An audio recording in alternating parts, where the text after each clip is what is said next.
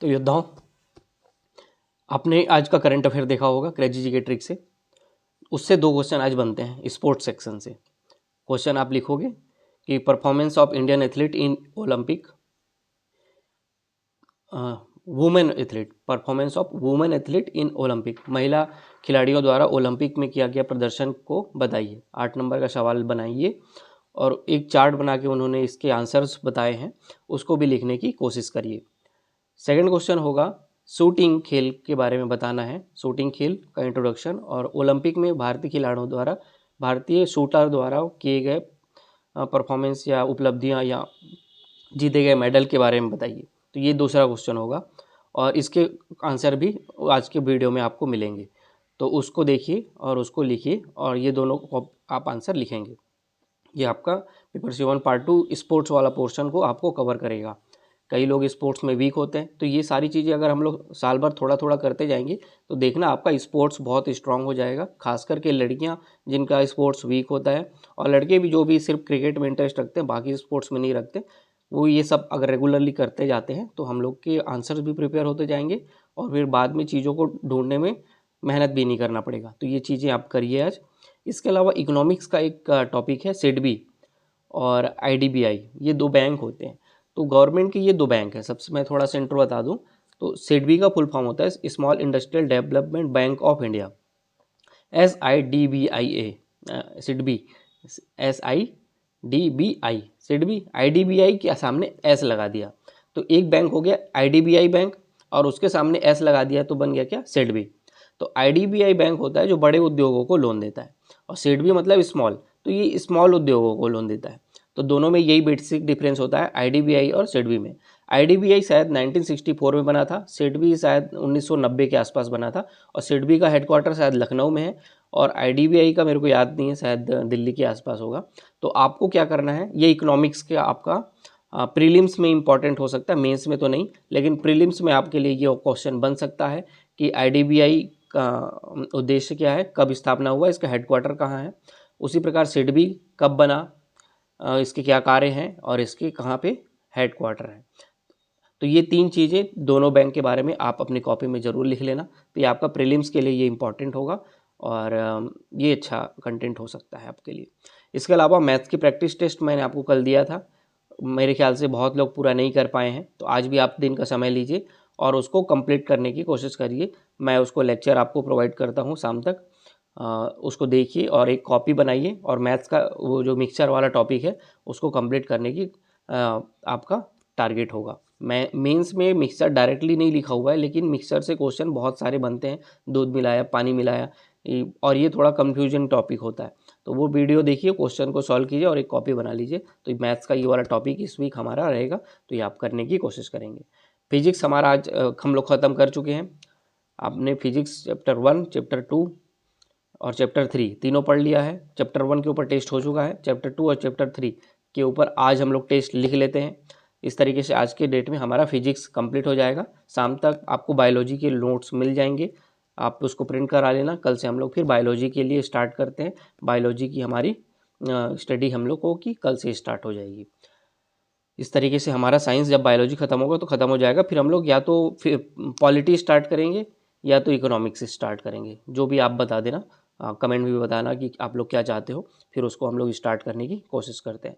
मैं ट्राई करूँगा कि लक्ष्मीकांत जैसे पॉलिटी पढ़ेंगे, लक्ष्मीकांत के हर एक टॉपिक के ऊपर एक अभी से मैं बनाना शुरू कर देता हूँ लेक्चर, एक इंट्रोडक्शन टाइप का। वो आपका रिवीजन मोड में भी काम आ जाएगा। जब आप उसको बार बार सुनेंगे तो चीज़ें आपको धीरे धीरे याद होती जाएंगी और एक कंसाइज फॉर्म में चीज़ें आपके पास होंगी।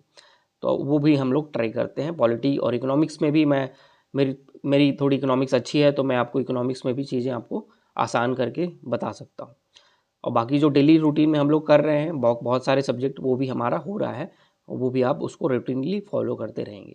यही होता है कि आप 1 साल तक लगातार एग्ज़ाम ओरिएंटेड प्रिपरेशन करते हैं तो आपके पास कंटेंट भी गैदर होता रहता है, आप पढ़ाई भी करते रहते हैं, आप चीज़ों को समझते भी जाते हैं और यही चीज़ आपको एक्युमुलेटिव फॉर्म में एग्ज़ाम के दिन काम आता है। तो ये आपका रहेगा फिजिक्स का टेस्ट आपका आज। बायोलॉजी का कल से स्टार्ट करते हैं पढ़ाई, नोट्स आपको मिल जाएगा। और मैथ्स का जो टॉपिक है उसके ऊपर भी आप अपनी पकड़ बनाइए। इंग्लिश का जो रूल है, रूल नंबर 1 5 और जोड़िए और 5 रूल करते हुए 120 रूल्स ऑफ ग्रामर जो हमारा यूट्यूब के प्लेलिस्ट में पहला इंग्लिश वाला पोर्शन है वहीं से आपको मिलेगा। वो कर लेने के बाद हम लोग फिर सब्जेक्ट वर्ब एग्रीमेंट हम लोग स्टार्ट करेंगे। इस तरीके से इंग्लिश भी हमारा स्ट्रांग हो जाएगा। और लैंग्वेज में हिंदी का उसमें मुहावरा हम लोग पढ़ रहे हैं, तो 2 पेज कल पढ़े थे, आज 2 पेज और पढ़ोगे। तो मुहावरा में पहला क्वेश्चन आप लिखना, मुहावरा किसे कहते हैं, मुहावरों की विशेषताएं बताइए।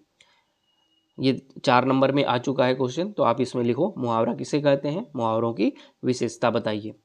फिर आप मुहावरों में कुछ मुहावरों के अर्थ भी आप बताओगे।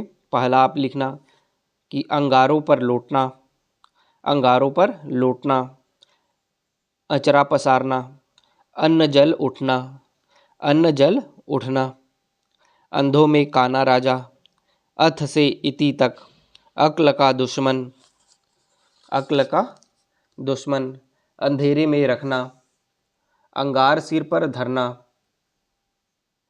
2.5 दिन की हुकूमत, अपनी खिचड़ी अलग पकाना, अपनी खिचड़ी अलग पकाना, अपना अपना राग अलापना, अपना अपना राग अलापना, आँख मैली करना, आँख की किरकिरी होना, अपने पैरों खड़ा होना, अपने पाँव आप कुल्हाड़ी मारना। तो ये मुहावरे हैं, उसके आप मतलब बताएंगे। फिर आप समास के कुछ क्वेश्चन लिख लेना। समास किसे कहते हैं, समाज के प्रमुख भेद बताते हुए सभी को परिभाषित करिए। मतलब 6 भेद हैं इनके, 6 के वो नाम लिखिए और सभी की डिफिनीशन भी लिखिए।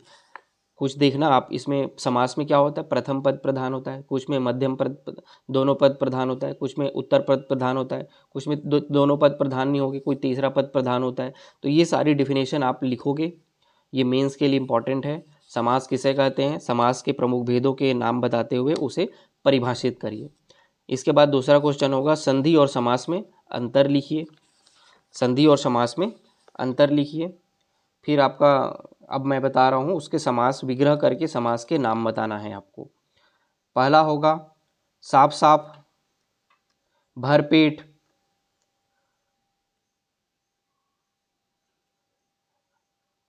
आजीवन, धर्मग्रंथ,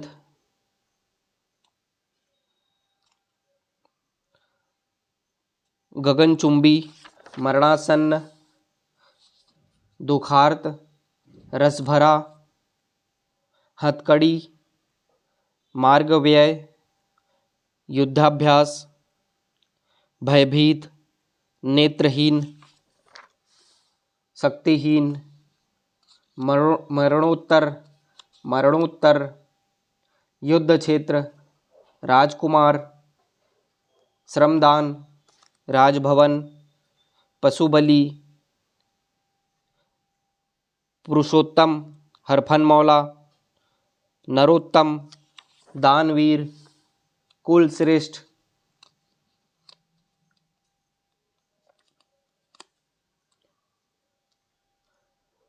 दही बड़ा, दही बड़ा, अंधकूप, नीलांबर,